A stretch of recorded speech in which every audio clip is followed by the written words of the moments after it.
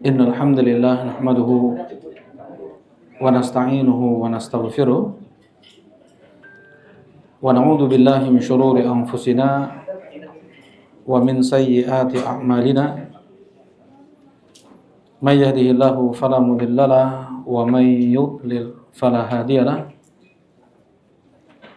asyhadu an la ilaha illallah wahdahu la syarikalah wa asyhadu anna Muhammadan abduhu wa rasuluh sallallahu alaihi wa ala alihi wa sahbihi wa sallama tasliman katsira amma ba'd. Qala Allah Ta'ala fil Qur'anil Karim, ya ayyuhalladzina amanu taqullaha wa qulu qawlan sadida yuslih lakum a'malakum wa yaghfir lakum dhunubakum wa may yuti'illaha wa rasulahu faqad faza fawzan 'azima.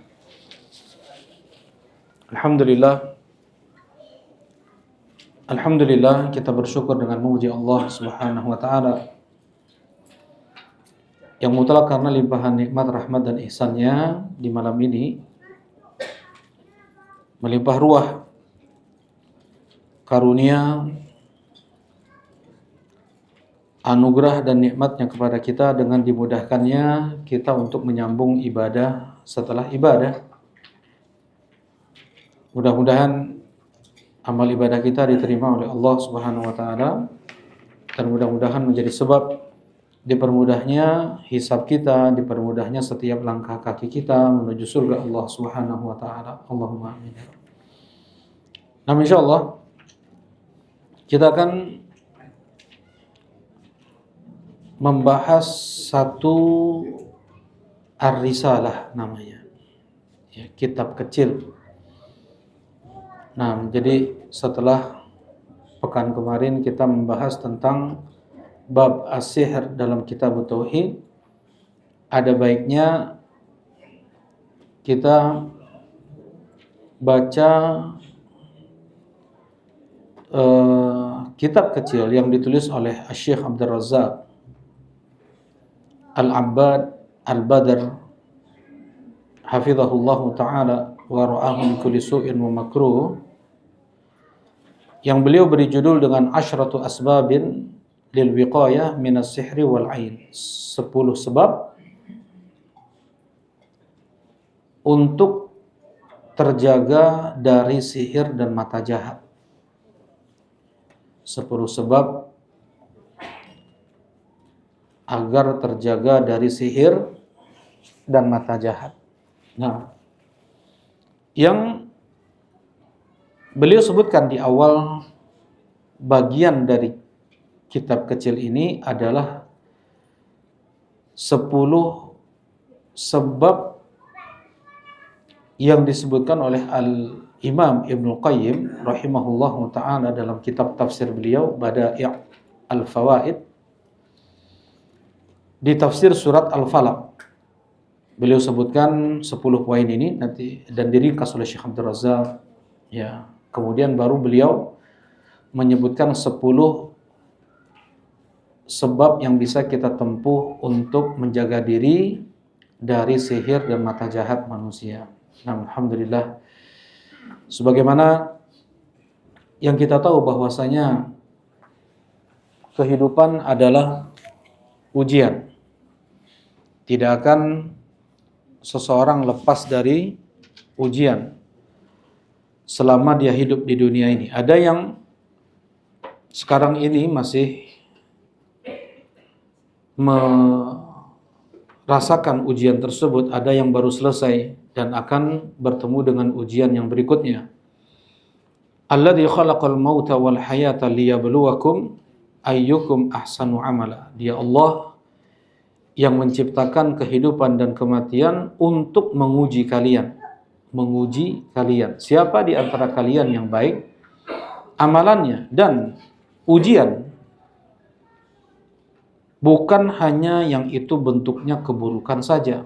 Allah Subhanahu wa taala berfirman, kullu nafsin dha'iqatul maut wa nabluukum bisyarri wal khairi fitnah wa ilaina turja'un. Setiap jiwa akan merasakan yang namanya kematian.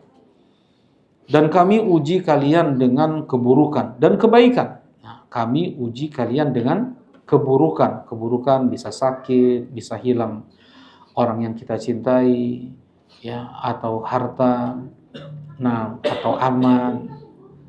Keburukan, wal khair, bisa juga, dan kami uji kalian dengan kebaikan, dengan keamanan, dengan rizki, ya, harta, jabatan, keluarga, sehat. Fitnah sebagai ujian untuk kalian, wa ilaina turja'un, dan kepada kamilah kalian akan kembali. Yang semua itu liyadziyal ladzina asa'u bima 'amilu wa yadziyal ladzina ahsanu bil husna. Siapa yang baik dalam menghadapi ujian tersebut, atau untuk Allah membalas apabila buruk seseorang ketika menghadapi ujian, maka dia akan dibalas dengan sesuai dengan apa yang dia lakukan. Tetapi siapa yang baik, maka dia akan mendapatkan kebaikan di sisi Allah Subhanahu wa taala. Seorang mukmin, jazakallahu khair, seorang mukmin di setiap detik kehidupannya adalah al-ubudiyah. Apa itu? Al-ubudiyah? Penghambaan, ya. Setiap detik hidup seorang mukmin dia dalam menghamba kepada Allah Subhanahu wa taala. Dikala melimpah nikmat Allah kepadanya, dia bersyukur. Dikala dia mendapatkan ujian, dia bersabar. Sebagaimana sabda Nabi sallallahu alaihi wasallam, ajaban li amril mu'min inna amrahu kullahu lahu khair. Sungguh mengagumkan perkara seorang mukmin, setiap perkaranya baik. In asobatu sarra syakara fakana khairun lah. Apabila dia mendapatkan kenikmatan, dia bersyukur dan itu baik baginya. Wa in asobatu dharra sabar fakana khairun lah. Kalau dia mendapatkan keburukan, dia bersabar dan itu baik baginya. Wa laisa dzalika illa lil mu'min, dan sungguh itu tidak bisa diraih kecuali oleh seorang mukmin. Nah, di saat seseorang dia merasakan nikmat Allah yang seringnya kita ini tidak menyadari, tidak mengilmui, bahkan dalam keadaan sakit, sulit sekalipun, masih banyak nikmat-nikmat Allah Subhanahu wa taala yang terlimpah ruah kepada kita. Yang kita ingat hanya yang sulit-sulitnya saja, yang sakit-sakitnya saja. Ya. Nah, seorang mukmin antara dia bersyukur dan bersabar, itu yang harus dilalui di setiap detik hidupnya. Allah Subhanahu wa taala berfirman, "Inna fi dzalika laayatil likulli sabarin syakur." Sungguh yang demikian ada tanda-tanda kebesaran Allah untuk mereka yang selalu bersabar dan yang selalu bersyukur. Baik. Nah, kemudian seseorang ketika dia ditimpa penyakit, baik itu dari sihir atau terkena dampak dari mata jahat manusia, seharusnya langsung dia kembali kepada Allah, meminta pertolongan kepada Allah, meminta kebaikan, dan disyariatkan bagi setiap mereka untuk menempuh sebab-sebab syar'i agar terangkat bala tersebut. Nah, atau terhindar dia dari bala, ya, agar terangkat atau terhindar dari bala. Wa qad fassala Imam Ibnu Qayyim, kata Syekh Abdul Razzaq, dan Ibnu Qayyim rahimahullahu taala telah memperinci permasalahan ini dengan perincian yang dahsyat di kitab beliau Bada'i' al-Fawaid. Hampir tidak engkau temukan itu di manapun kitab. Beliau sebutkan ada 10 sebab syar'i yang ditempuh hendaknya oleh mereka yang diuji dari sihir dan mata jahat manusia. Ya, mudah-mudahan kata beliau, liyu'afiyahullahu minha, mudah-mudahan dengan itu Allah akan selamatkan Allah akan sembuhkan, Allah akan jauhkan dia dari keburukan-keburukan sihir dan mata jahat. Baik, kita langsung masuk saja. Nah, sebab yang pertama adalah at-ta'awudz billahi min syarri sihri wal hasadi. Meminta perlindungan kepada Allah dari keburukan dan kejahatan sihir dan hasad. Meminta perlindungan kepada Allah dari kejahatan, keburukan, sihir, dan hasad. Nah, ibadah. Meminta perlindungan itu ibadah. Dan meminta perlindungan bukan hanya sebenarnya ketika dia terkena sihir saja, terkena dengki manusia. Enggak. Ya, sebagaimana Rasulullah SAW mengajari kita untuk meminta perlindungan kepada Allah di setiap kita selesai sholat 5 waktu, pagi sore, ya, kemudian sebelum tidur. Doa-doa di mana kita meminta perlindungan kepada Allah Subhanahu wa taala. Ya. Nah, dengan seseorang dia meminta perlindungan kepada Allah, maka dia serahkan urusannya kepada Allah. Dan yang paling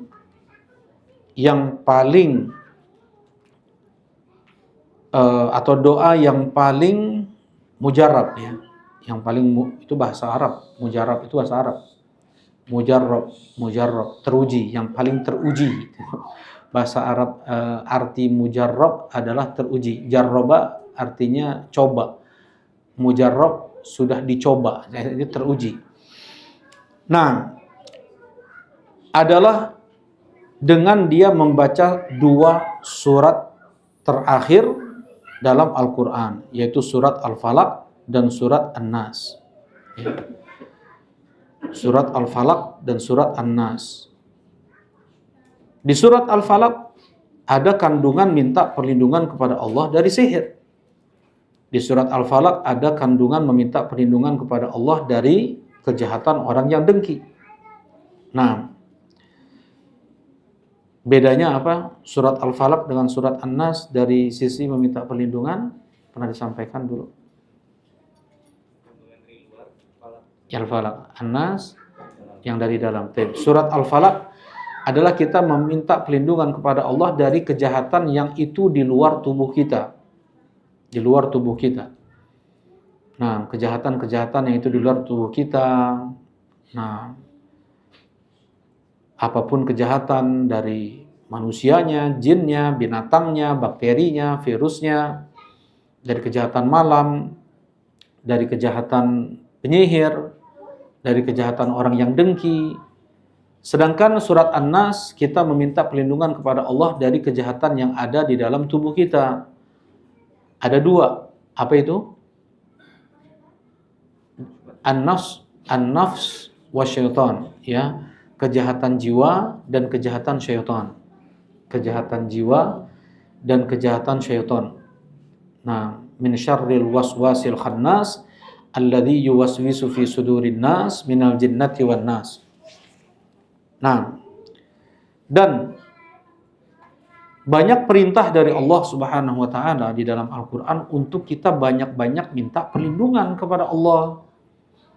Wa imma yanzaghannaka minasyaitani nazghun fasta'id billah. Kata Allah di surat Al-A'raf ayat 200, apabila setan memberikan bisikan waswas atau bisikan kepadamu, maka segeralah engkau minta perlindungan kepada Allah. Segera. Pada saat itu juga, ya, seseorang dia jatuh pada maksiat. Ya, sebenarnya bermula dari hanya sekedar sentilan dari setan. Ya, hanya sekedar bisikan tipis dari setan. Lintasan, pertamanya hanyalah lintasan. Kemudian menjadi pikiran, renungan, tekad, kemudian setelah itu apa? Dia eksekusi jadi maksiat. Ya. Nah, kalau dari awal dia sudah meminta perlindungan kepada Allah dari bisikan setan tersebut, terhindar dia dari kemaksiatan, hasutan dari syaitan. Ya. Kemudian Allah pula berfirman di surat Al-Mu'minun, wa qur rabbi a'udzubika min hamazati syayatin. Dan katakanlah olehmu, ini Rasulullah SAW nih, Nabi Muhammad SAW, dan ucapkanlah olehmu ya Muhammad, sesungguhnya aku berlindung kepadamu dari bisikan-bisikan setan. Ya.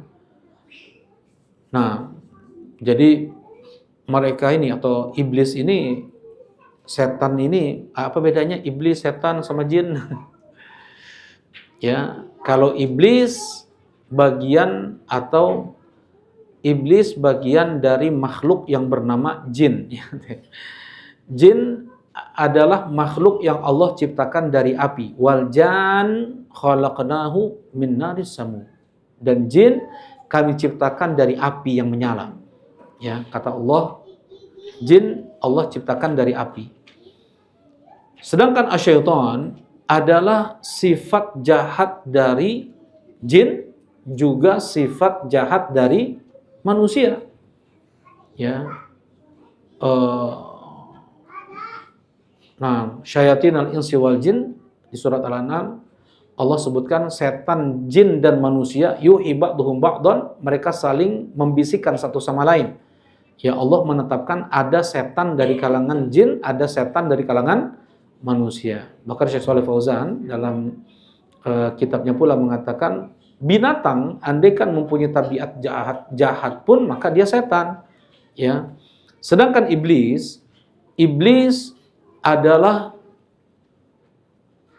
dari kalangan jin. Allah berfirman di surat Al-Kahfi, wa yaqulna lil malaikati isjudu li Adam fasajadu illa iblisa kana minal jin. Ketika kami katakan kepada malaikat untuk sujud kepada Adam, semua sujud kecuali iblis, dia dari kalangan jin.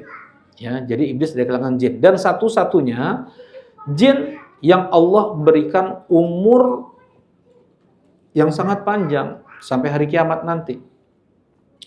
Sebagaimana permintaan iblis di surat Shad, Rabbi anzirni ila yaumi yub'atsun, wahai Rabb, berikan aku tangguh waktu sampai hari dibangkitkan. Qala innaka minal munzarin, kata Allah, engkau termasuk yang diberi tangguh waktu wahai jin. Wahai iblis. Ya, sedangkan jin-jin yang lain tidak. Ya, dia ada waktu matinya, tapi umurnya nggak tahu ya. Nah, yang jelas mereka tidak seperti iblis, hidup lama. Ya, dan iblis ini dia musuh yang musuh susah kita untuk melawannya. Kenapa? Karena sebagaimana kata Allah di surat Al-A'raf, innahu yarakum huwa wa qabiluhu min haitsu la tarawnahum. Dia, iblis itu dan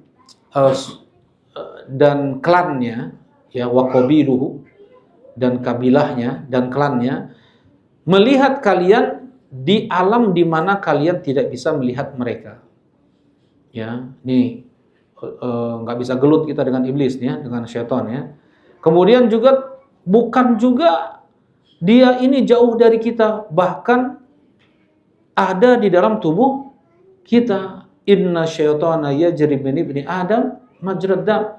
Sesungguhnya setan mengalir di tubuh manusia di mana ada pembuluh darah. Dan semua syaitan yang ada di tubuh kita kafir, kecuali ya qarinnya Rasulullah sallallahu alaihi wasallam aslam, dia masuk Islam. Ya, karena itu bisikan-bisikan dalam tubuh kita kuat.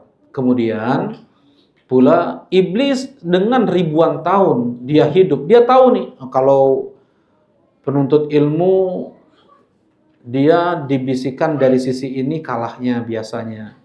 Ya, ada yang kalah dari sisi harta, ada yang dengan wanita, ada yang dengan jabatan, ya.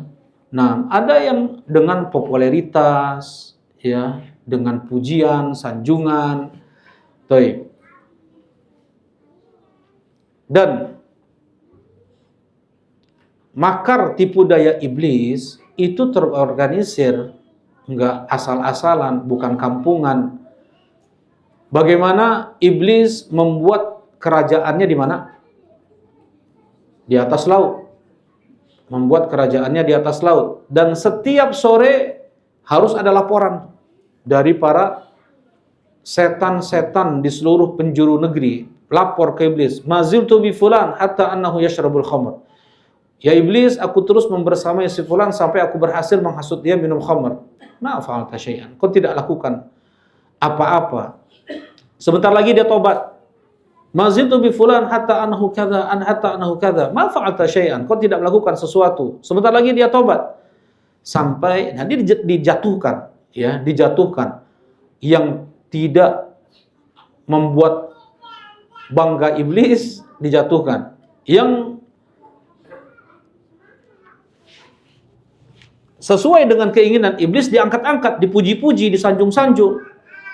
Maziltu bi fulan hatta farraqtu bainahu wa baina zaujatihi. Aku terus membersamai si fulan sampai aku berhasil memisahkan dia dan istrinya. Apa kata iblis? Anta. Memang setan kau ini. Bangga dia dibilang setan, ya. Nah, jadi dia ada cara, ya. Terkadang kalau orangnya soleh-soleh, nggak bisa dihasut untuk ngebunuh, mencuri, berzina, riba, nggak bisa nih. Oh, kayaknya disuruh dengan beramar ma'ruf, berlebih-lebihan dalam beramar ma'ruf, wa nahyu 'anil munkar. Jatuhlah dia pada jurang-jurang kebid'ahan seperti orang Khawarij. Membunuh Utsman bin Affan, membunuh Ali bin Abi Thalib, yang mengkritiki kebijakan-kebijakan pemerintah, ya, di depan umum, menyebarkan berita-berita hoax. Jelas itu insyaallah. Nah, itu orang-orang berjenggot ini. Orang-orang yang sholat 5 waktu di masjid, mereka yang seperti ini. Ya, berlebih-lebihan dalam memuliakan Nabi sampai menyembah Nabi Muhammad SAW. Nah, kalau misalnya orang ini imannya kurang, nah baru dijerumuskan dari sisi apa? Mengentengkan agama, minum khamar, dia berzina, dia buat riba dan yang lainnya. Nah, jadi maksudnya ketika muncul sedikit bisikan langsung kita minta perlindungan kepada Allah. A'udzubillahi minasyaitonirrajim. A'udzubillahi minasyaitonirrajim. Seperti itu. Marah, muncul amarah nih. Apa yang kita lakukan? Kan langsung isti'adzah, kan? Langsung kita minta perlindungan. A'udzubillahi minasyaitonirrajim. Seperti itu. Karena kalau sudah marah, setan berkeliaran, yang merajalela. Ya, markas besarnya di jantung kita. Jantung kita sebagai penentu iya atau tidaknya kita melihat maksiat, mengucapkan maksiat, melakukan dengan tangan kita bermaksiat, itu jantung. Akal hanya dia menimbang-nimbang, dia berpikir, yang bilang iya atau tidak apa? Hati kita, jantung kita ini. Markas besar setan, tempat iman juga di sana. Ya. Hati ini. Nah, ketika seseorang itu marah, entah apa hembusan-hembusan, bisikan-bisikan setan kepada seseorang. Karena itu, segeralah minta perlindungan kepada Allah Subhanahu wa taala. A'udzubillahi minasyaitonirrajim. Ini yang pertama, ya. Yang pertama adalah kita minta perlindungan kepada Allah dari kejahatan sihir. Dan tidak ada yang kuat, ya, makar, tipu daya siapapun penyihir, dukun-dukun santet, dukun pelet, ya, atau mata jahat siapapun. Allah Subhanahu wa taala berfirman, gimana surah Al-Ankabut? Kabaitul Ankabut gimana? Gimana kia? Kabaitul Ankabut. Nah, wa inna auhanal buyut labaitul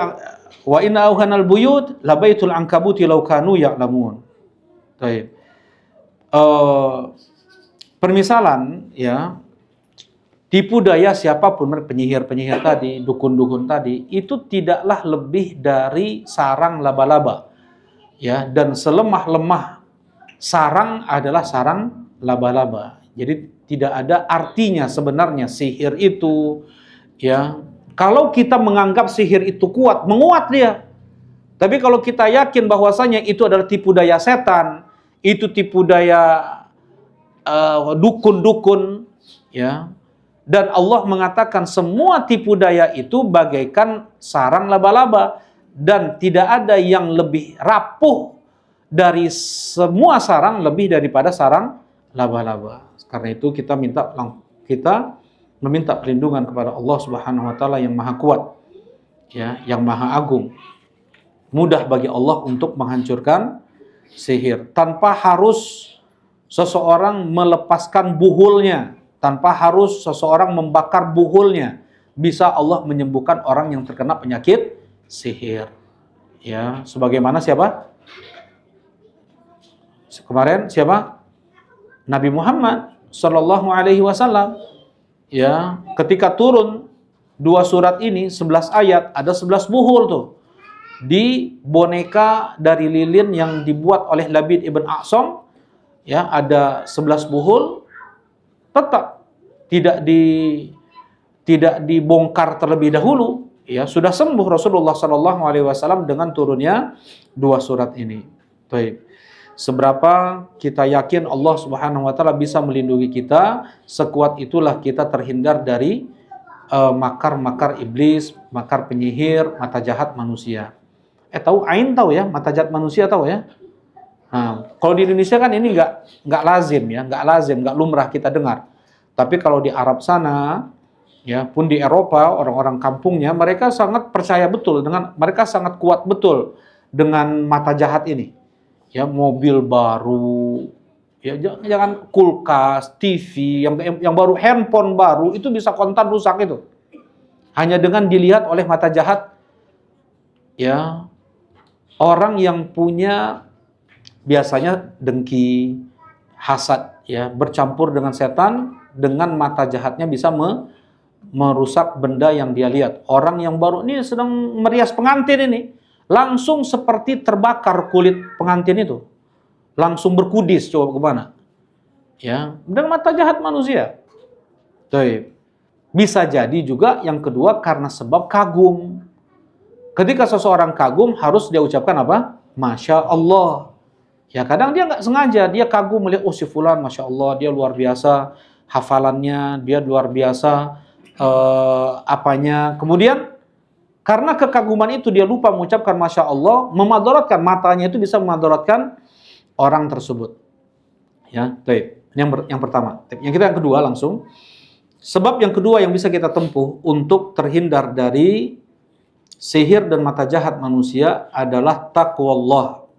Adalah kita menjaga ketakwaan.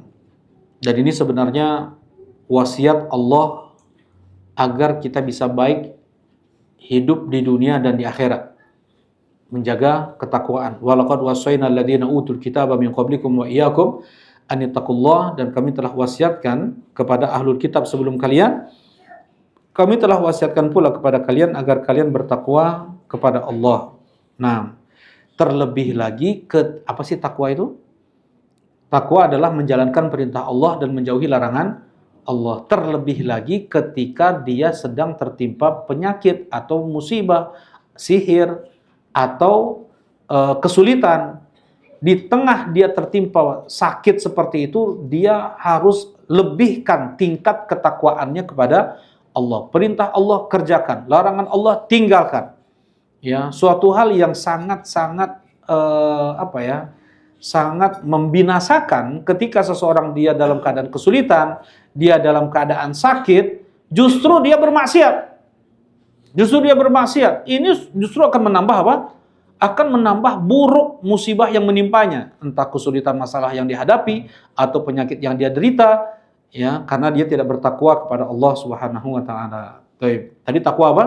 Menjalankan perintah Allah, menjauhi larangan Allah. Allah Subhanahu wa taala berfirman, "Wa may yattaqillah yaj'al lahu makhraja." Siapa yang bertakwa kepada Allah, maka Allah akan berikan untuk dia jalan keluar.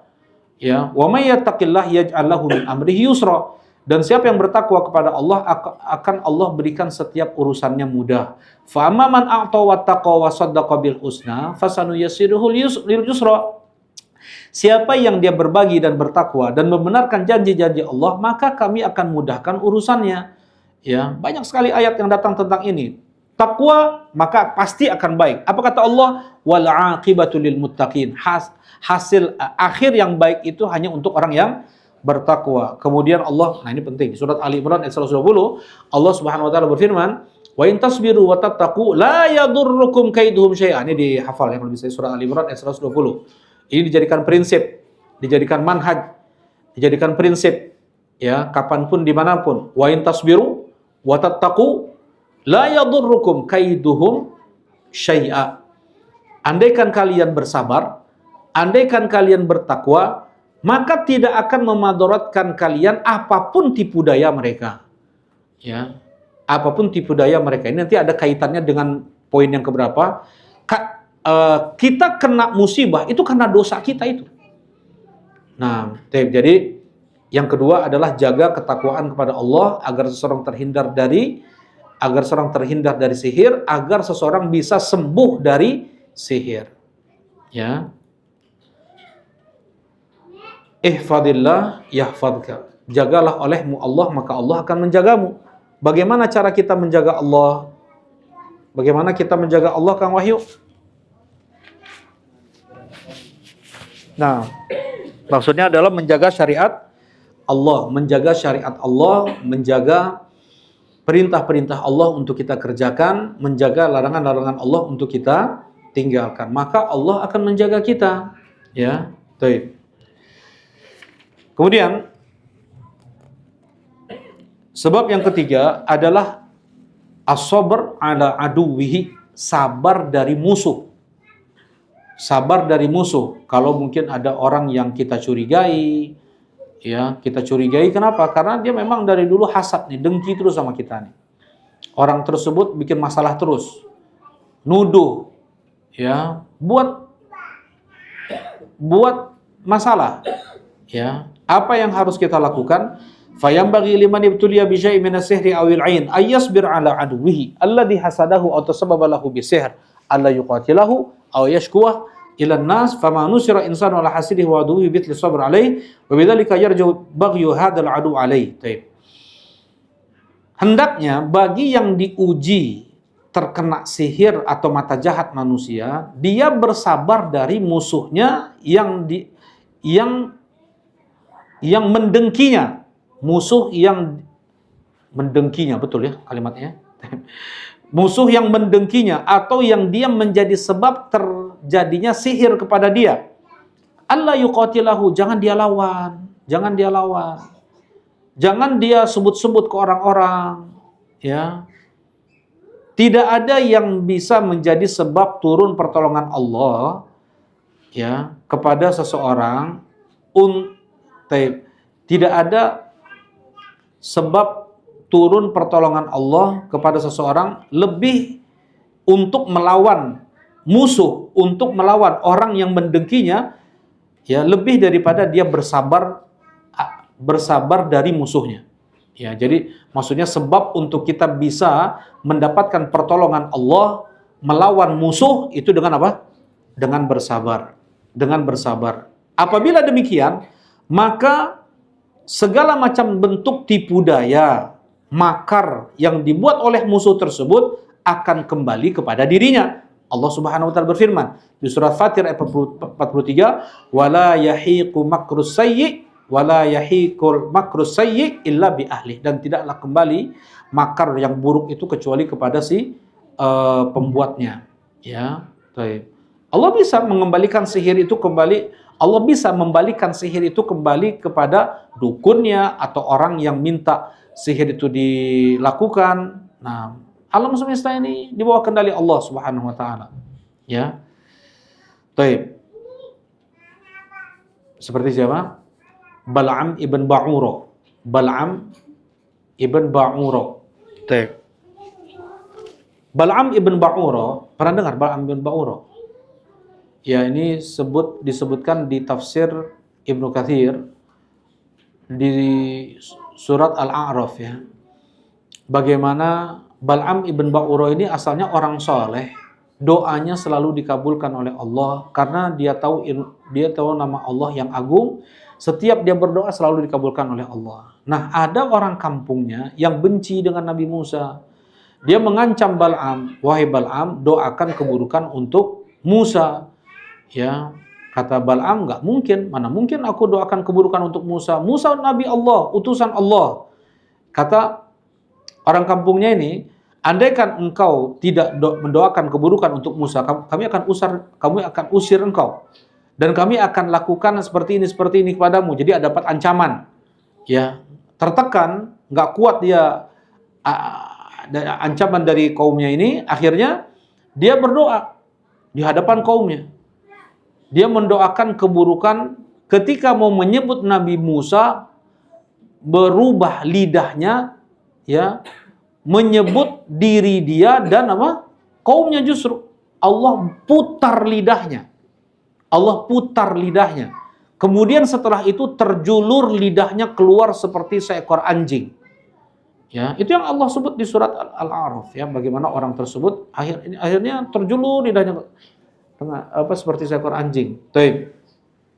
Nah, maksudnya Allah Subhanahu wa taala mudah untuk mengembalikan makar tipu daya musuh itu kepada si pelakunya. Ya, orang jahat itu kepada pelakunya. Nah, wa yaudu sahmuhu alladhi ramahu alaihi. Jadi sabar, jangan sebut-sebut orang yang diperkirakan dia yang menyihir atau dia yang punya mata jahat, ya. Jangan juga dilawan dengan kata-kata kasar, ya, dengan kata-kata kotor, komentar-komentar tidak baik. Tuh. Kalau nanti ada pembahasannya insyaallah. Baik. As-sabab ar-rabi', sebab yang keempat, at-tawakkul 'ala Allah. Nah, ini penting. Bertawakal kepada Allah. Ya. Yaitu kepercayaan penuh dalam hati kepada Allah. Wa'timaduhu 'ala Allah, dan bergantung bersandar penuh kepada Allah dengan melakukan sebab yang disyariatkan dalam Al-Qur'an dan Sunnah. Itu tawakal, ya. Jadi tawakal itu bukan artinya hanya amalan hati saja, salah. Tawakal itu adalah amalan hati dan amal perbuatan. Bukan hanya amalan hati saja. Ya. Betul, lebih tawakal itu pada bergantung bersandarnya hati kepada Allah Subhanahu wa taala. Tapi di dalam Islam yang namanya tawakal haruslah disertai dengan sebab. Kita mengambil sebab, atau istilahnya apa? Ikhtiar, ya. Harus ada ikhtiar, harus ada sebab yang kita tempuh. Nah, Allah Subhanahu wa taala berfirman, "Alaisallahu bikafin 'abdah?" Bukankah Allah satu-satunya yang cukup untuk menjaga hambanya? Ya. Coba. Siapapun nggak bisa. Nah, jangan sekalipun seseorang dia bertawakal kepada makhluk, ya, punya apa istilahnya, backingan, dekengan, punya orang kuat lah, bersandar dia kepada makhluk tersebut. Ingat, ya, orang yang seperti itu mati dalam keadaan seperti itu, dia jelas nggak akan termasuk dari 70.000 orang yang masuk surga tanpa hisab, tanpa azab, ya, karena dia bertawakal tidak kepada Allah Subhanahu wa taala. Dan bahkan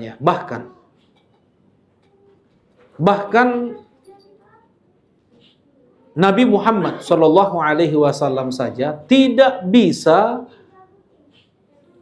sepenuhnya untuk melindungi Aisyah dari tuduhan orang munafik. Ya, dari tuduhan orang munafik Nabi Muhammad Shallallahu Alaihi Wasallam. Ya, jangan seseorang dia bertawakal bersandar pada ayahnya, bahkan pada abangnya, pada suaminya, ya, tidak. Dia hanya bertawakal kepada Allah Subhanahu wa taala. Alaisallahu bikafin 'abdahu? Bukankah Allah satu-satunya yang bisa melindungi hambanya? Nah, wa may yatawakkal 'ala Allah fahuwa hasbuh, dan siapa yang bertawakal kepada Allah maka itu cukup baginya. Allah Subhanahu wa taala berfirman, "Ya ayuhan nabi, hasbukallah wa man ittaba'aka minal mu'minin." Wahai nabi, cukup sebenarnya bagimu dan bagi kaum mukminin itu Allah. cukup sebenarnya bagimu dan bagi kaum mukminin itu Allah.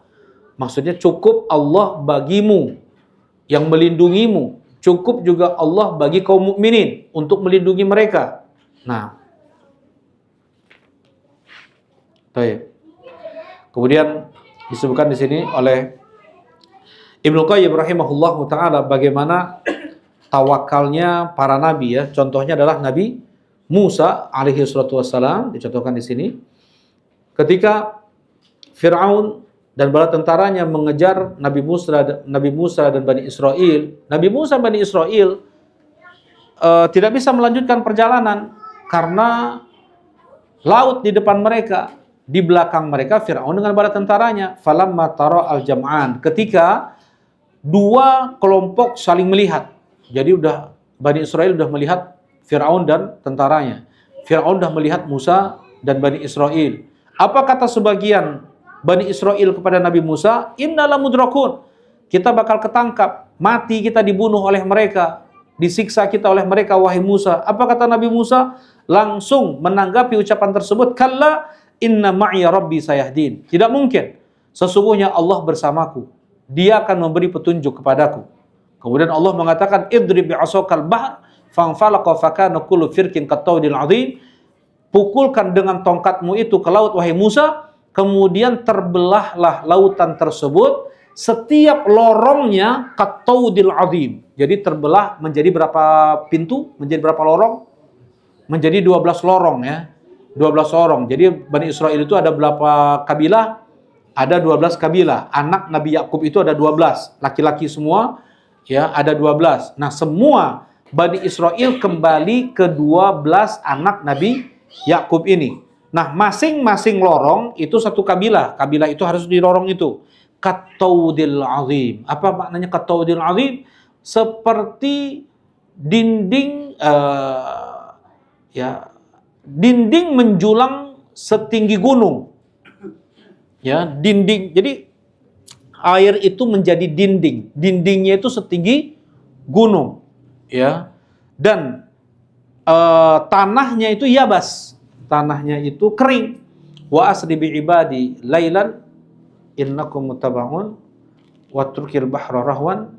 Gimana? Bukan yang itu. Yang di surat Toha. Yabasan ya, yabasan.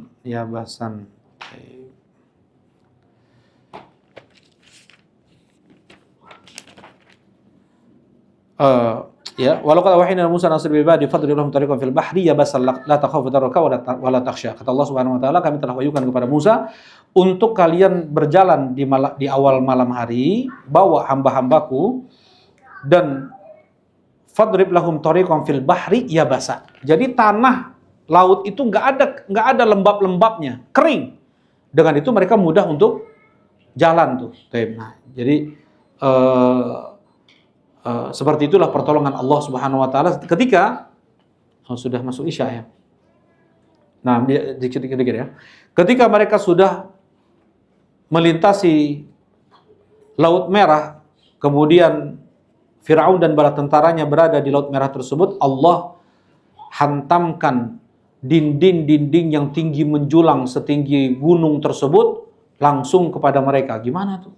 Air, walaupun air ya, kita aja kadang perih ya, terkena hujan, walaupun itu cuman nggak ada sebesar curug ya nggak ada sebesar cingir lah, nggak ada ya. Tuh. Ini gimana kalau seandainya setinggi gunung dan sebanyak itu ya. Tuh.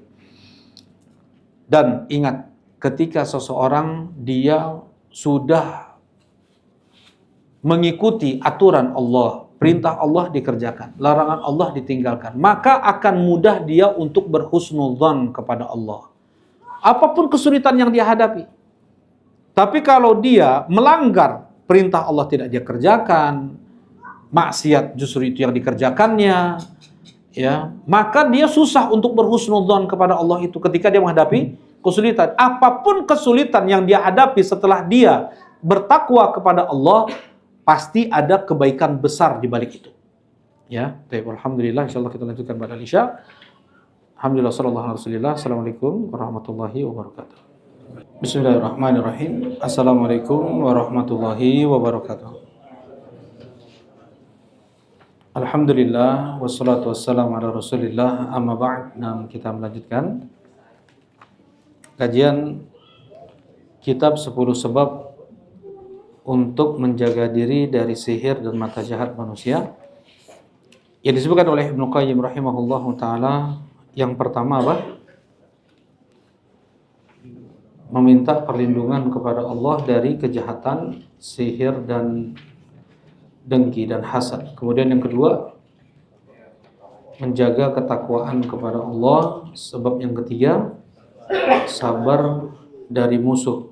Ya, yang keempat, bertawakal kepada Allah.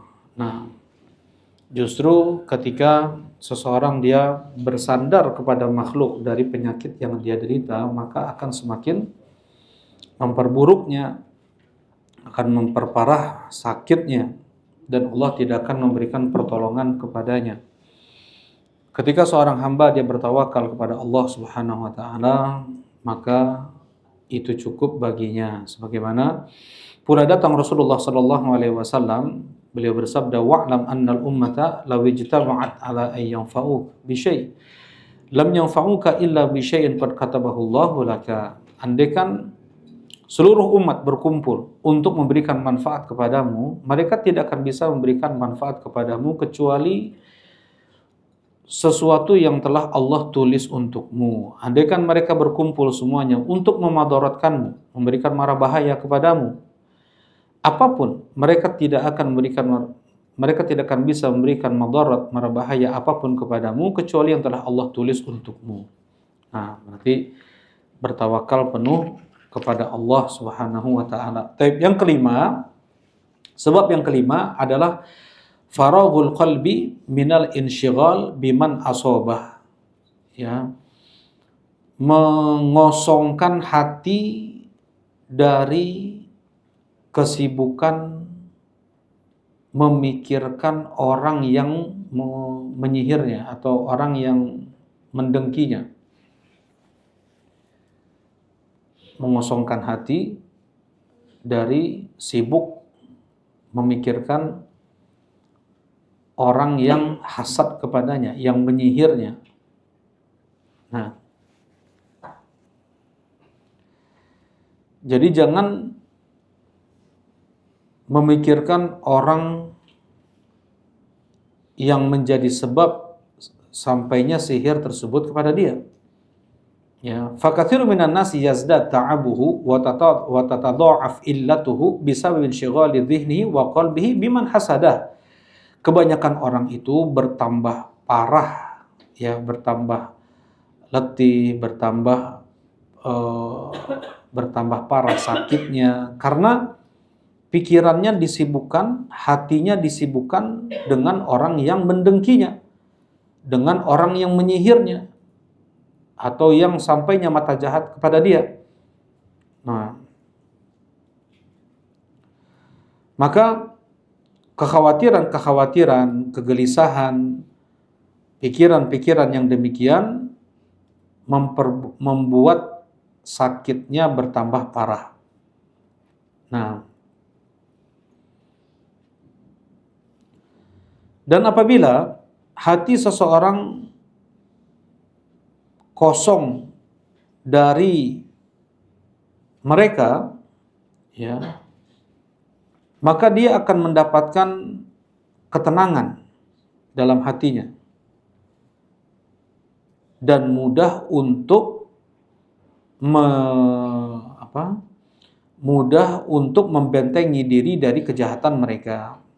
Ya, kata Ibnu Qayyim, wa hadha min anfa' al-adwiyah wa aqwal asbab al-mu'inah 'ala difa'i syarrihi fa inna hadha bi manzilati ma yatruhu aduwwu li yumsika wa yudhi fa idza lam yata'arrad lahu wa la tamasak huwa wa iyyah bal in azala anhu lam yaqdir alaihi ay la yaqdir al-adu 'ala adiyatihi. Nah, kata Ibnu Qayyim, ini di antara obat yang paling bermanfaat. Ya. Nah, untuk tidak memikirkan mereka orang-orang yang hasad, agar hati kita tenang. Nah. Bal yumdi fi masalihid diniyah wa dunyawiyah, dan hendaknya dia sibukkan hatinya dengan maslahat-maslahat agamanya, maslahat-maslahat dunianya untuk menuju Rabbnya. Jadi boleh seorang untuk sibuk mengurus perusahaannya, mengurus dagangannya, pekerjaannya untuk sarana sampai kepada Rabbnya. Maksudnya untuk mengingat Allah. Dunia dia gunakan untuk mengingat Allah, ya, dan sibukkan hati dengan itu. Baik.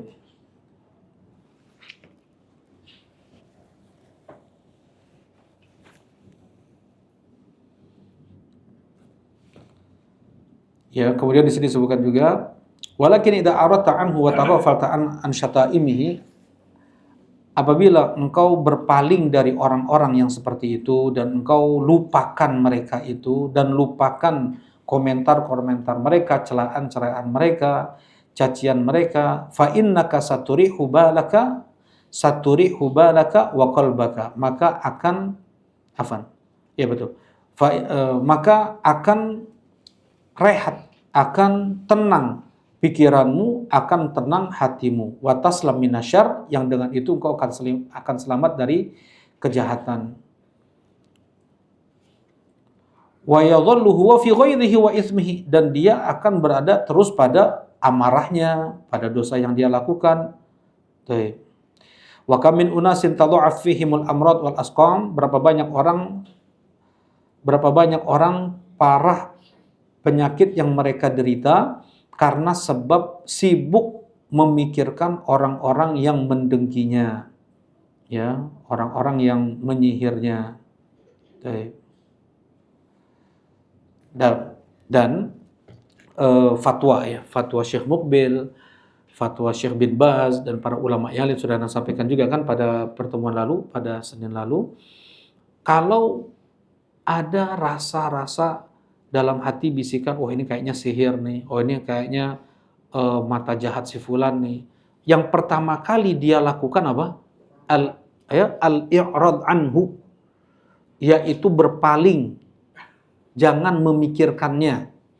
Ya, kalau dia terus memikirkan yang demikian, maka bisa betul-betul sakit. Maka bisa betul-betul terkena sihir. Ya, jadi yang pertama kali dia lakukan adalah berpaling dari penyakit tersebut, dari orang yang ada dalam pikirannya. Jangan sampai tersibukkan hati dengan yang demikian. Justru semakin memikirkan yang demikian, semakin mudah dia terkena penyakit tersebut. Ya, ini kata Syekh bin Baz, ini kata Syekh Muqbil. Ya, nah dalam fatwa-fatwa banyak para ulama-ulama yang lainnya. Yang keenam, al-iqbal 'ala Allah wal inabah ilaih. Ya,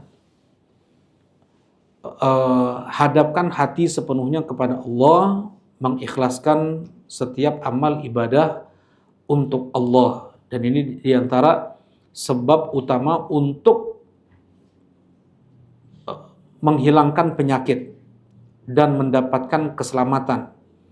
Ya, ikhlas. Bagaimana itu? Allah Subhanahu wa taala berfirman, menukilkan ucapan iblis, qala fa bi'izzatika la ughwiyannahum ajma'in illa ibadaka minhumul mukhlasin.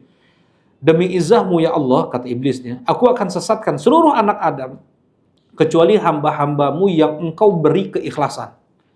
Ya, dengan ikhlas seseorang dalam beribadah, iblis angkat tangan. Kan semua sihir, mata jahat, itu kan peran iblis, peran setan. Dan iblis, apalagi setan, anak buahnya, angkat tangan dari mereka, orang-orang yang Allah beri keikhlasan dalam ibadah-ibadah mereka. Angkat tangan. Nggak bisa menghasut, memadorotkan. Ya, illa ibadaka minhumul mukhlasin. Mukhlas di sini yang Allah beri keikhlasan. Jadi keikhlasan itu adalah anugerah, ya. Bukan karena kita pinter, fokus, konsentrasi, ya jago akademis, maksudnya jago matematika, misalnya dia jago konsentrasi nih. Belum tentu dia bisa khusyuk dalam salatnya. Belum tentu dia bisa ikhlas dalam ibadahnya. Karena ikhlas itu adalah anugerah. anugerah dari Allah. Karena itu kita minta kepada Allah untuk diberikan keikhlasan. Allahumma inni as'aluka sidqa wal ikhlas. Ya Allah, aku memohon kepadamu kejujuran dalam agama ini dan keikhlasan dalam beribadah. Ya, minta ikhlas. Mukhlas. Di sini Allah mengatakan mukhlas, bukan mukhlis. Ya Allah ulang lagi tuh di surat Yusuf. Bagaimana Nabi Yusuf, beliau bisa melawan hawa nafsunya dari ada bisikan, ya, ada bisikan juga. Apa kata Allah Subhanahu wa taala? Walaqad hammat bihi wa hamma biha. Bagaimana wanita tersebut berhasrat kuat kepada Nabi Yusuf dan Nabi Yusuf pun ada hasrat beliau kepada wanita itu. Bagaimana Nabi Yusuf bisa menaklukkan nafsu beliau? Kadzalika linasrifa anhu su'a wal fahsya innahu min ibadinal mukhlasin. Demikianlah kami jauhkan Yusuf dari keburukan, dari perbuatan keji. Sesungguhnya Yusuf itu termasuk dari hamba-hamba kami yang kami beri keikhlasan. Karena ibadah-ibadah ikhlas yang dipersembahkan Yusuf untuk Allah Subhanahu wa taala menjadi sebab iblis tidak bisa menghasut, memadaratkan Nabi Yusuf. Nah, begitu pula lah ya, ketika seseorang dia selalu menjaga hatinya, tidak ada riya, tidak ada sum'ah, tidak ada ujub, ya apalagi kesyirikan-kesyirikan yang lain, syirik-syirik besar apalagi ya, syirik-syirik kecil aja harus dia bersihkan. Nah, maka akan datang perlindungan Allah kepadanya. Jadi orang yang mudah terkena sihir adalah yang ibadahnya biasa terkotori dengan riya, sum'ah, ujub dan yang lainnya. Yang ketujuh. Yang ketujuh adalah at-taubatu ilallah min jami'idz dzunub. Yang ketujuh adalah tobat, ya, bertobat kepada Allah dari semua dosa. Bertobat kepada Allah dari semua dosa. Ya. Karena sebab musuh makar mereka bisa sampai kepada kita itu karena dosa maksiat yang kita lakukan. Allah berfirman, "Wa ma asabakum min musibatin fa bima kasabat aydikum wa ya'fu an katsir." Dan apapun musibah yang menimpa kalian itu semua karena ulah kalian sendiri. Sihir musibah bukan? Mata jahat manusia musibah bukan? Apapun musibah yang menimpa kalian itu semua karena sebab ulah kalian sendiri. Wa ya'fu an katsir, dan Allah memaafkan banyak lagi dosa yang kalian lakukan. Ya. Allah tidak membalas semua dosa yang kita lakukan dengan musibah. Kalau seandainya Allah membalas setiap dosa yang kita lakukan dengan apapun lah, apa yang akan terjadi pada kita? Apa Abu Hamzah? Nggak ada orang, ya, nggak ada lagi tersisa satu makhluk hidup pun. Allah berfirman, walau yu'akhidullahu an-nasa bidzulmihim ma taraka 'alaiha min dabbah. Andaikan Allah langsung membalas setiap kezaliman yang dilakukan oleh manusia, oleh hamba-hambanya, maka tidak tersisa lagi satu makhluk hidup pun di dunia ini. Ya. Jadi dosa yang paling banyaknya itu dimaafkan oleh Allah, sudah Allah maafkan itu. Ya. Dari sedikit dosa saja yang Allah timpakan menjadi dampak-dampak buruk, ya, musibah. Ya, dari itu sihir lah, dari itu mata jahat manusia kah. Nah, ya ayyuhalladzina amanu tubu ilallahi taubatan nasuha, ya, dan banyak sekali dalil-dalil untuk kita hendaknya bertobat, ya, dari dosa yang kita lakukan. Kalau hubungan antara kita dengan Allah, maka 5 syarat tobat harus dipenuhi, yaitu yang pertama apa? Meninggalkan maksiat, betul ya. Dia bertobat karena Allah, maksudnya dia tinggalkan itu karena Allah yang mengharamkannya. Yang kedua adalah dia tinggalkan maksiat tersebut. Yang ketiga, dia menyesal. Ya, jangan dia cerita-ceritakan. Ya, menceritakan maksiat bahkan bisa masuk pada kategori mujahirin, orang yang terang-terangan bermaksiat yang tidak akan diampuni oleh Allah. Yang keempat adalah bertekad kuat, berazam, bertekad kuat untuk tidak lagi mengulangi maksiat tersebut. Ya, dengan dia meninggalkan komunitasnya, dia tinggalkan tempat di mana dia maksiat, atribut yang digunakan untuk bermaksiat. Yang kelima adalah belum sampai berakhirnya waktu tobat. Ini antara dia dengan Allah. Kalau dengan makhluk, tambah at-tahallul, yaitu minta halal kepada orang yang dia dolimi, entah terkait harta, darah, atau kehormatan. Ya, mangkanat indahu madlamatun falyatahallalhu minhul yaum. Siapa yang dia pernah menzalimi seorang, maka minta halal hari ini. Jadi bertobat kepada Allah, minta ampun juga kepada Allah, ya, dengan doa-doa istighfar yang panjang, yang sedang, yang pendek. Penuhi lembaran amal dengan meminta ampun kepada Allah. Yang berikut yang ke-8 adalah as-shadaqatu wal ihsan ilal khalqi. Yang ke-8 adalah sedekah. Sedekah dan berbuat baik kepada makhluk. Sedekah dan berbuat baik kepada makhluk. Ya. Rasulullah sallallahu alaihi wasallam mengatakan was-shadaqatu burhan. Sedekah itu adalah bukti iman seseorang. Ya. Sedekah itu secara kasat mata mengurangi harta enggak? Tapi yakin enggak bahwasanya sedekah itu tidak akan mengurangi harta? Kalau ada iman, dia yakin janji Nabi tersebut, ma naqasat shadaqatun min ma. Sedekah tidak akan mengurangi harta seseorang. Itu kata Rasulullah SAW. Ya, secara kasat mata uang 100 ribu kita sedekahkan 50 ribu, tersisa 50 ribu tuh. Ya. Dan kata Rasulullah, sedekah tidak akan mengurangi harta. Ya. Bisa dengan sebab tersebut terhindar dia dari sakit, terhindar dia dari kecelakaan, ya, kemudian banyak hal ya. Rizki itu bukan hanya apa? Harta saja. Bisa juga dengan rizki itu juga. Dengan sedekah tersebut Allah berikan dia harta dari sisi yang tidak dia sangka-sangka. Nah, sedekah di antara kebaikan yang dilakukan oleh seorang kepada orang lain. Rasulullah SAW mengatakan was-shadaqatu junnah. Sedekah itu adalah tameng. Sedekah itu adalah tameng. Tameng dari keburukan di dunia, tameng dari neraka di akhirat. Ya, tameng dari keburukan, entah itu maksiatnya atau sihir dan mata jahat manusia.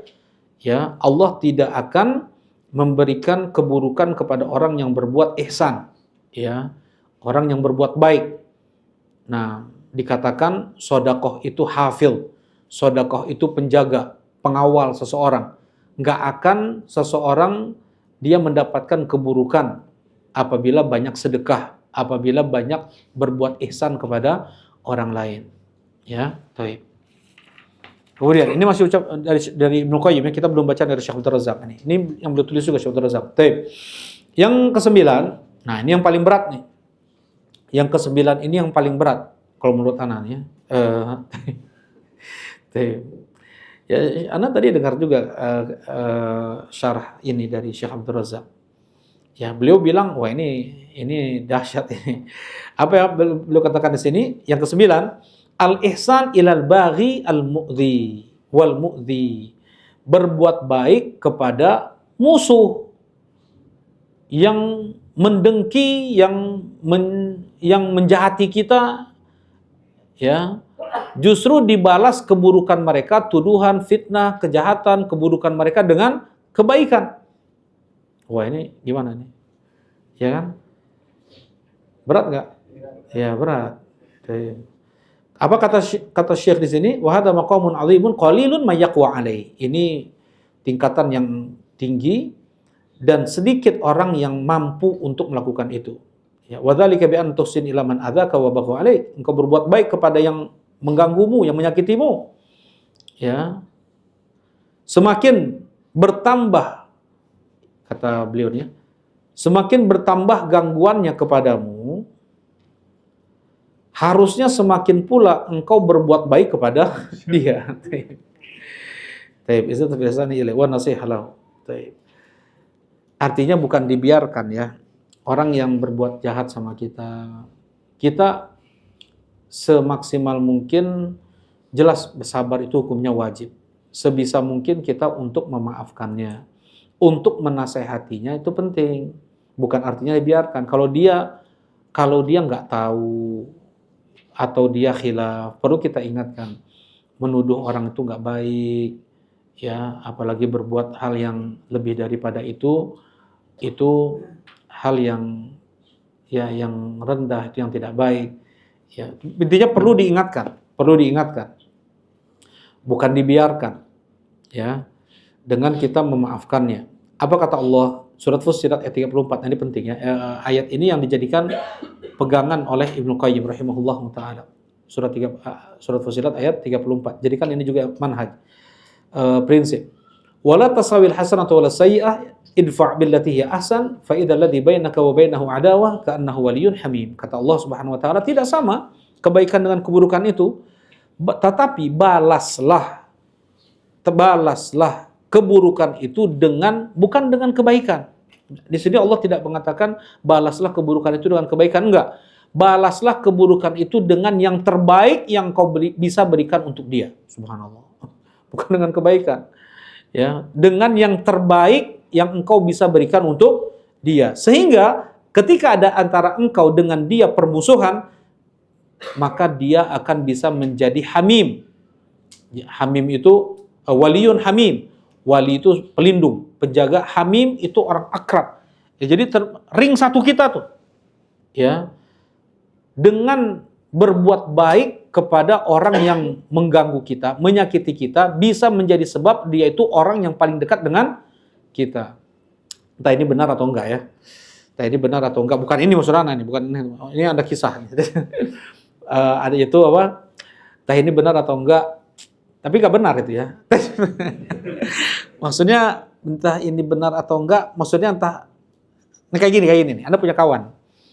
Dia punya ya sekolah kecil-kecilan lah ya, sekolah Masya Allah di kampung jauh Nah, kemudian ada 2 santrinya berkelahi, selalu berkelahi, ya. Kemudian coba ya malah ditarungkan sama ikhwan ini, bukan ustadz ya. Nah, coba tarung aja kalian katanya. Nah, tapi diawasi, nggak sampai mencelakai lah ya. Pokoknya tarung beneran. Nah, kalau udah agak parah baru dilerai sama dia. Nah, tetapi setelah itu mereka menjadi apa? Menjadi kawan dekat. Nah, ini Anda bilang kaidah nggak benar itu. Tapi maksud Anda benar atau enggaknya, apakah bisa dengan seperti itu bisa menjadi kawan dekat gitu ya, dengan berlahir jadi kawan dekat. Tapi perbuatan itu tidak dibenarkan dalam Islam, jelas ya. Ya itu ya, maksudnya tadi 2 hal itu terjawab insyaallah ya. Nah, kalau ini beda. Yang Allah Subhanahu wa taala katakan di sini justru ya orang yang berbuat jahat kepada kita balas dengan yang terbaik yang kita bisa berikan kepadanya. Siapa contohnya? Nabi Muhammad. Ya, Nabi Muhammad alaihi salatu wassalam, bagaimana beliau memberi 100 ekor unta kepada Sofwan. Sofwan ini dendam sangat ya kepada Nabi SAW karena terbunuh ayahnya Umayyah ibn Khalaf, orang terkaya di Makkah, di perang Badar. Sejak itu dia bersumpah untuk membunuh Nabi Muhammad SAW. Dia mengumpulkan banyak harta untuk biaya perang. Ya, perang Uhud dia yang buat, perang Khandaq dari dia juga, sampai banyak harta habis. Ya, nah masih nggak puas juga. Ketika perang Hunain, dia Fatu Makkah dia masuk Islam. Dia belum masuk Islam atau sudah masuk Islam, lupa ya. Ketika Fatu Makkah, kemudian harta rampasan perang Hunain diberikan kepada Sofwan 100 ekor unta. 5 miliar berarti. 5 miliar kasih. Berkurang bencinya Sofwan ini kepada Rasulullah SAW. Tambah 5 miliar lagi. Tambah 100 ekor unta lagi. Hilang bencinya kepada Nabi SAW. Tambah 100 ekor unta lagi.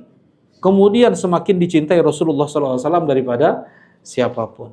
Nah, jadi justru dibalas dengan kebaikan. Dan apa hikmahnya kok kenapa Rasulullah buat seperti itu? Mereka yang ini kan namanya mu'allaf ya, mu'allaf qulubuhum, yang dirunakkan hatinya. Setelah mereka terjalin hatinya, kuat hati mereka untuk Islam, unta-unta tadi itu dibagikan kepada kaum muslimin. Ya, seperti itu. Jadi dakwah dengan harta itu sebenarnya cara Islam ya. Tapi itu dilakukan oleh orang Kristen sekarang ini. Ya, sebagian saudara kita mereka butuh bantuan yang datang kepada mereka justru orang-orang Kristen. Akhirnya mereka berani murtad, ya, mereka murtad karena sebab bantuan dari orang-orang Kristen tersebut. Nah, jangan sampai kita justru kalah dari mereka dan tidak melakukan dakwah. Nabi SAW berdakwah dengan harta juga. Dakwah dengan harta juga, bagi-bagi sembako, bagi-bagi bantuan. Nah, apa kata Allah? Orang yang bisa membalas kebaikan, apa kata Allah? Orang yang bisa membalas keburukan dengan yang terbaik yang bisa dia lakukan adalah wa ma yulaqqaha illa alladziina sabaru wa ma yulaqqaha illa dzu hadzin adzim. Tidaklah itu bisa ditempuh kecuali oleh orang yang bersabar, dan tidaklah itu bisa ditempuh kecuali untuk mereka yang akan mendapatkan bagian yang sangat besar di surga. Ya, jadi bukan orang Islam sembarangan yang seperti ini. Ya, betul-betul yang yakin betul dengan janji Allah Subhanahu wa taala, dia mau ngalah. Ya, diri kita, jiwa kita seri nggak mau. Apalagi kalah, ya nggak? Seri nggak mau, dia harus menang. Dia harus menang. Dan ketika disakiti, diganggu, mana mau memaafkan? Ya, sabar aja sakit, ya nggak? Nah, kalau bisa membalas keburukan tersebut dengan yang terbaik yang bisa kita berikan, maka Allah akan ubah hati orang tersebut justru menjadi teman yang paling dekat dengan kita, bahkan pelindung kita. Ya. Nah, contohnya juga siapa? Ya, para nabi ketika mereka dipukuli, di antara Nabi Muhammad SAW juga. Ya, kapan Rasulullah berlumuran darah wajah beliau? Ketika perang Uhud, ya. Rasulullah pernah menyebutkan ada nabi dipukuli oleh kaumnya, berdarah-darah wajahnya. Kemudian nabi tersebut sambil mengusap darah di wajahnya dan berkata, Allahumma ighfir liqaumi fa innahum la ya'lamun. Ya Allah, ampunilah kaumku, sungguh mereka tidak tahu. Ini berarti membalas keburukan dengan kebaikan, ya. Kemudian Nabi Muhammad SAW dalam riwayat, ya, ketika wataman hal Nabi SAW dihaka nabiyun annahu darbahu qaumu hatta admau faja'ala yasrutud dam. Nah, di sini tidak disebutkan oleh Ibnu Qayyim, tidak disebutkan waktunya. Kalau tidak salah ketika perang Uhud, Rasulullah seperti itu, dan Rasulullah mengusap darah dari wajah beliau dengan mengatakan Allahumma ighfir liqaumi fa innahum la ya'lamun. Rasulullah berikan 3 hal. Yang pertama, memaafkan mereka, mendoakan ampunan untuk mereka, memberikan uzur untuk mereka. Mereka lakukan itu kepada para nabi karena mereka tidak tahu. Ya, subhanallah, ya. 3 hal ini. Apa itu? Memaafkan mereka, mendoakan ampunan untuk mereka, kemudian memberikan uzur untuk mereka karena mereka tidak tahu. Baik. Nah, kita percepat sedikit. Yang ke-10 adalah tajrid tauhid. Wah, ini lebih dahsyat lagi nih. Ya, tajrid tauhid adalah memurnikan tauhid. Memurnikan tauhid. Apa maksudnya? Hendaknya setiap gerak-gerik seorang muslim, atau arah mata, pendengaran, penciuman, hati, pikiran, apa yang dia lihat, semua itu dia kembalikan kepada Allah. Gimana tuh? Gimana tuh? Nah, ini luar biasa ini, ya. Tajdid tauhid namanya, memurnikan at-tauhid. Yaitu apa? Apapun musibah yang menimpa dia, itu semua atas izin dari siapa? Atas izin dari Allah. Kalau Allah tidak izinkan, terjadi nggak sihir tersebut?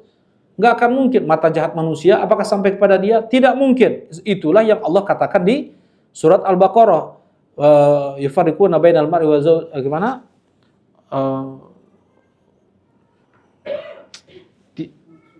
Wa la yadurruhum yata'allamuna ma yadurruhum wa la yanfa'uhum. Nah, gimana ada biiznillahnya?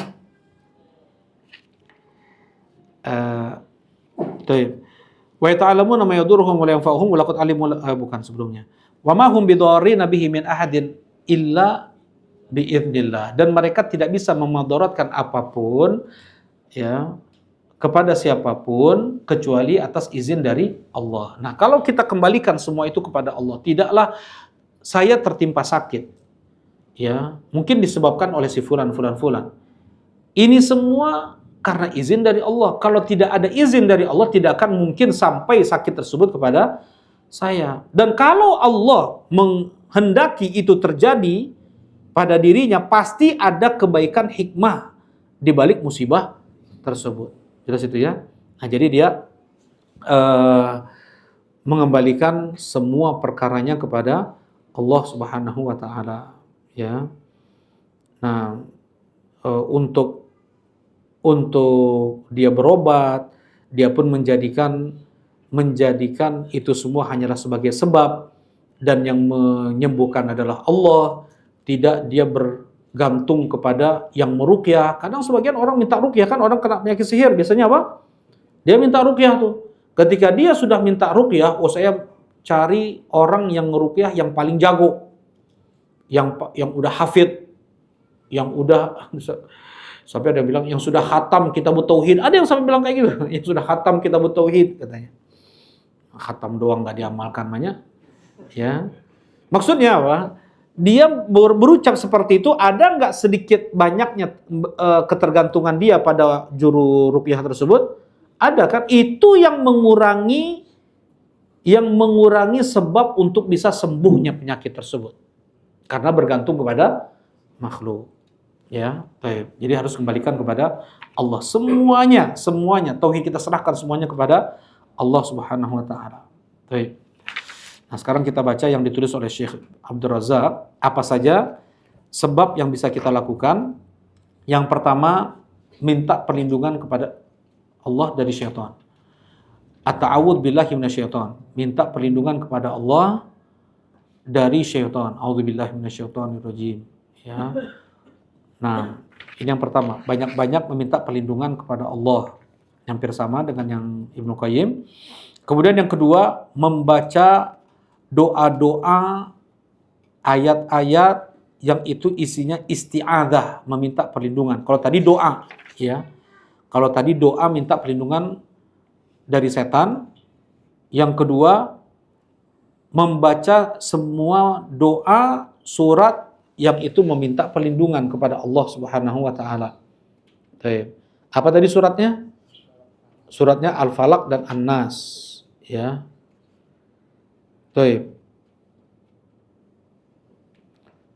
Rasulullah sallallahu alaihi wasallam pula bersabda, hadis Abdullah ibn Khubayb, ucapkanlah olehmu qul huwallahu ahad dan muawwidzatain dan qul a'udzu birabbil falaq dan qul a'udzu birabbin nas hina tumsi, di saat sore, wa hina tusbih, dan ketika subuh hari, salat marrat, tiga kali, takfika min kulli syarr, yang dengan itu engkau akan terjaga dari segala macam bentuk keburukan. Jadi bukan hanya Al-Falaq An-Nas, tambah satu lagi apa?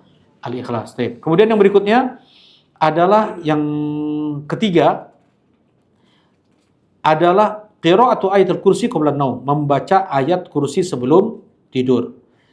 Idza awaita ila firashika faqra ayatul kursi fa innahu la yazalu 'alaika minallahi hafidh wa la yaqrabuka syaitan hatta tusbih. Kata Rasulullah SAW, apabila engkau pergi ke tempat tidurmu, apabila engkau sudah berbaring di tempat tidurmu, maka bacalah ayat kursi, karena Allah akan terus menjagamu dengan itu dan tidak akan engkau didekati oleh setan sampai subuh. Ya, berarti baca ayat kursi. Ya. Kemudian yang keempat, membaca surat Al-Baqarah di rumah. Membaca surat Al-Baqarah di rumah. Kata Rasulullah SAW, inna syaitana yanfiru minal baiti alladzi tuqra fihi suratul Baqarah. Sesungguhnya setan itu lari dari rumah yang dibaca di sana surat Al-Baqarah. Kemudian Rasulullah SAW pula berkata, Iqra surat Al-Baqarah, bacalah oleh kalian surat Al-Baqarah, fa inna akhdaha barakah, karena membacanya berkah. Wa tarkaha hasratun, meninggalkannya kerugian. Wala tastati'uhal batalah, dan tidak bisa itu diraih oleh para penyihir. Nah, di antara sebab agar rumah kita terjaga, ya, dengan kita baca surat Al-Baqarah. Bukan murotal, audio, setel gitu aja, enggak ya. Jadi dibaca oleh penghuni rumahnya dan berulang kali dan sering-sering. Nah, barulah kalau kita tinggalkan rumah, mungkin ada yang enggak baik, ya sudah, kita pasang audio tuh di saat kita sedang tidak di rumah. Ya, kalau kita sedang ada di rumah, kita sendiri yang baca. Ya, tapi yang kelima, qira'atu khawatim suratil Baqarah. Yang kelima, membaca dua ayat terakhir di surat Al-Baqarah, lillahi ma fis samawati wa ma fil ardh, sampai akhir. Ya. Membaca dua ayat terakhir di surat Al-Baqarah. Yarhamukallah. Rasulullah sallallahu alaihi wasallam bersabda, "Man qara'a bil ayatain min akhir suratil Baqarah fi lailatin kafatah." siapa yang membaca 2 ayat terakhir di surat Al-Baqarah di satu malam, maka itu menjaganya, ya, menjaganya dari kejahatan apapun yang mengganggunya atau kejahatan setan dan pengikutnya. Baik. Al-hirzus sadis, al-hirz ini jadi penangkal yang keenam, ya, penangkal yang keenam. Qaul la ilaha illallah wahdahu la syarikalah lahul mulku wa lahul hamdu wa huwa ala kulli syai'in qadir, yaitu banyak kita mengucapkan la ilaha illallah wahdahu la syarikalah lahul mulku wa lahul hamdu wa huwa ala kulli syai'in qadir. Dalilnya dikeluarkan oleh Al-Imam Al-Bukhari dan Muslim, muttafaqun alaih. Rasulullah SAW bersabda, "Man qala la ilaha illallah wahdahu la syarikalah lahul mulku wa lahul hamdu wa huwa ala kulli syai'in qadir fi yaumin mi'ata marrah kanat lahu adlu asyri riqab wa kutibat lahu mi'atu hasanah wa muhiyat anhu mi'atu sayyi'ah wa kana hirzan minasyaiton yaumahu dzalika hatta yumsi." Kata Rasulullah SAW, siapa yang mengucapkan la ilaha illallah wahdahu la syarikalah lahul mulku wa lahul hamdu wa huwa ala kulli syai'in qadir dalam satu hari 100 kali, maka seakan-akan kanat lahu, maka untuk dia pahala memerdekakan 10 budak, ditulis untuknya 100 kebaikan, dihapuskan untuknya 100 dosa, dan bagi dia penjagaan dari setan di hari itu sampai sore. Ya, ini diantara untuk menjaga diri dari setan, dari sihir, dari mata jahat. Ya, kita baca zikir ini pagi tentunya 100 kali. Baik. Di antara zikir pagi sore ya. Al-hirzus sabi', penangkal yang ketujuh. Al-qaulu liman fazi'a minan naum. Ya, mengucapkan ketika terbangun kaget dari tidur. A'udzu bikalimatillahi tammah min ghadabihi wa iqabihi wa syarri ibadihi wa min hamazati syayatin wa ayyahdurun. Nah, ini ada riwayat dari At-Tirmidzi, ya, disahihkan oleh Syekh Al-Albani rahimahullah, kalau dia mungkin mimpi buruk gitu ya, atau dia terbangun kaget lah. Apa yang dia baca? A'udzu bikalimatillahi tammah min ghadabihi wa iqabihi wa syarri ibadihi. Ya Allah, aku berlindung dengan menyebut kalimat-kalimatmu yang sempurna dari murkanya, dari siksanya, dan dari kejahatan hamba-hambanya. Wa min hamazati syayatin, dan dari bisikan-bisikan setan, wa ayyahdurun, dan aku berlindung kepadamu dari kedatangan mereka. Nah, ini yang ketujuh. Yang kedelapan, penangkal yang kedelapan, at-tasmiyah 'inda dukhulil manzil wa 'inda at-ta'am wa ghairiha min al-ahwal. Mengucapkan bismillah ketika masuk rumah, ketika makan, dan yang selain itu. Apa selain itu? Nutup pintu, nutup jendela, ya, apa? Ya, ucapkan bismillah ya. Rasulullah SAW bersabda, "Idza dakhala ar-rajulu baita fa dzakara ismallah 'inda dukhuli wa 'inda ta'amih qala syaitan li'awanihi la mabita lakum wala asya." Apabila salah seorang di antara kalian masuk rumahnya, kemudian dia mengucapkan nama Allah, maksudnya bismillah, ketika masuk dan ketika makan, maka berkata setan kepada pengikutnya, tidak ada tempat penginapan untuk kalian di rumah ini, tidak ada pula makanan untuk kalian di rumah ini. Nah, ya. Yang kesembilan adalah al-adzan.